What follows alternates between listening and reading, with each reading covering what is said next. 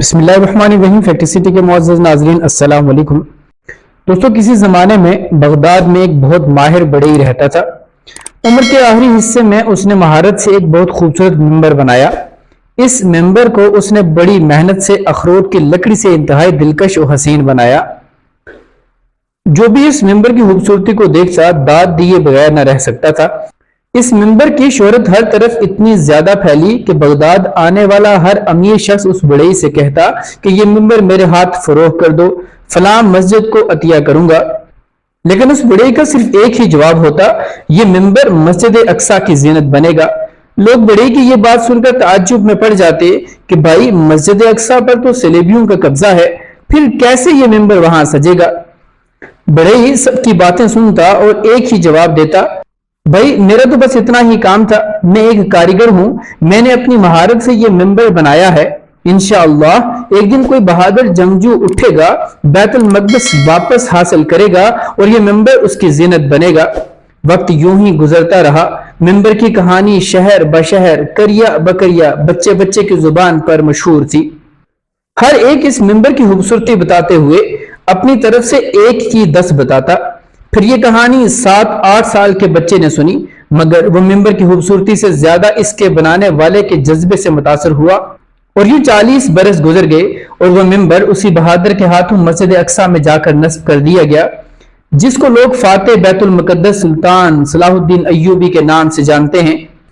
دوستو، ایک دفعہ سلطان صلاح الدین ایوبی کو ان کے جاسوسوں نے بتایا کہ ایک عالم دین ہیں جو بہت اچھا خطاب کرتے ہیں، لوگوں میں بہت مقبول ہو گئے ہیں۔ سلطان نے کہا، آگے کہو۔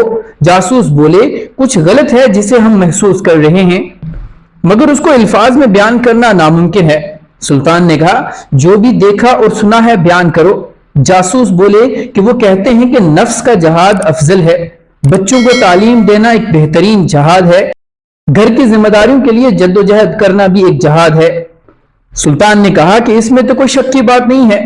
جاسوس نے کہا کہ انہیں کوئی شک نہیں، لیکن اس عالم کا کہنا ہے کہ جنگوں سے کیا ملا؟ صرف قتل و غارت گری، صرف لاشیں۔ جنگوں نے تمہیں یا تو قاتل بنایا یا مقتول۔ سلطان بے چین ہو کر اٹھے، اسی وقت عالم سے ملنے کی ٹھان لی۔ سلطان نے بیس بدل کر ملاقات کی اور جاتے ہی سوال کر دیا، جناب ایسی کوئی ترکیب بتائیے کہ بیت المقدس کو آزاد اور مسلمانوں کے خلاف مظالم کو بغیر جنگ کے ختم کرایا جا سکے۔ عالم نے کہا، دعا کریں۔ سلطان کا چہرہ غصے سے لال ہو گیا۔ وہ سمجھ چکے تھے کہ یہ عالم پوری صلیبی فوج سے بھی زیادہ خطرناک ہے۔ سلطان نے سب سے پہلے اپنے خنجر سے اس عالم کی انگلی کاٹ دی۔ وہ بری طرح چیخنے لگا۔ اب سلطان نے کہا کہ اصلیت بتاتے ہو یا گردن اڑا دوں؟ پتہ چلا کہ وہ سفید پوش عالم ایک یہودی تھا۔